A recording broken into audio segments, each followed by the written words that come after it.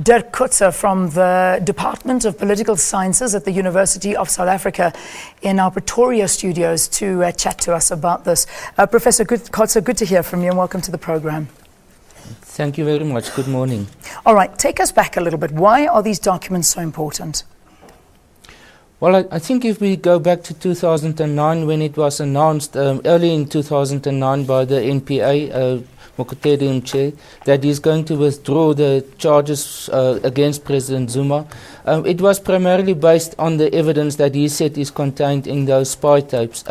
And he argued that the conversations that especially Leonard McCarthy had with other members of the NPA and the director of the NPA was clearly a form of political manipulation or political intervention from their side in order to determine when is the best possible time to charge President Zuma.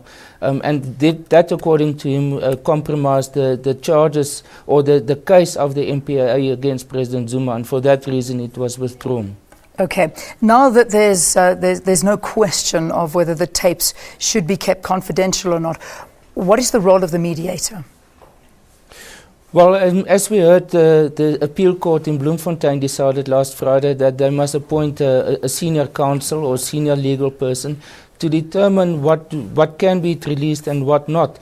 I think, and that is a bit of an uncertainty of exactly what was meant by it, because the original court judgment by the High Court here in Pretoria was that everything must be released to the DA except the confidential part of it. That means the submissions made by President Zuma personally or on his behalf to the NPA that was the basis for the withdrawal of the charges.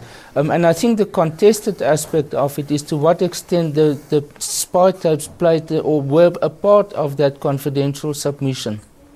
And my understanding is that the legal counsel must now determine what is therefore part of the confidential submission and what is not, and therefore can be released to the DA. So, other than the tapes, documents such as a memoranda and minutes of the agreement reached will also be under scrutiny. What's going to happen if the two parties, through the mediator, can't reach an agreement over what is confidential and what is not? Well, the appeal court determined that they must have an agreement by the 22nd of August. If not, if there's a deadlock, and there is a possibility for that, then it will go back to the appeal court and they will make the final ruling. I think on the basis of the comments made by the judges already, it is quite clear that the legal team of President Zuma couldn't present substantial evidence to back up their argument, and therefore it's most likely that the original judgment by the High Court here in Pretoria will then be sustained, which means that all the documents must then be released to the DA. All right. What's at stake here? At stake is President Zuma. It is to what extent the original decision that the charges will be withdrawn is actually sustainable, or to what extent it can be seen that there was some political influence from his side or the ANC side in the withdrawal. We must remember that decision was taken just a few months before the national election in 2009, and that made it possible for him to stand as the ANC's number one on their list, as well as therefore also their presidential candidate. So if it is now sort of determined that those charges were withdrawn on false basis, on not legal basis, not logical basis, then it can be a very bad reflection on President Zuma's status, and I think it will be very, very bad for his credibility in general. Yeah, indeed. And his presidency, will that be at stake if in fact anything does go ahead with this?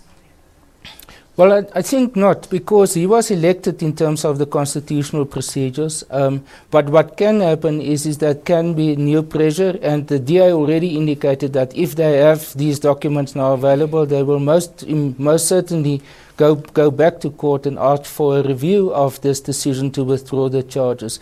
If it is positive in favor of them, then obviously we have entered a completely new era or a new phase. in which it becomes possible to charge President Zuma again. And then we are in the type of a situation that we've never been before, where the incumbent president is really in court and charged for corruption and other aspects. All right, let's leave it there for this morning. Thank you very, very much for talking to us on the program. This is Professor Dirk Kotze. He's a political science, he's from the Department of Political Sciences at UNISA. Thank you so much for talking to us from our Pretoria studios.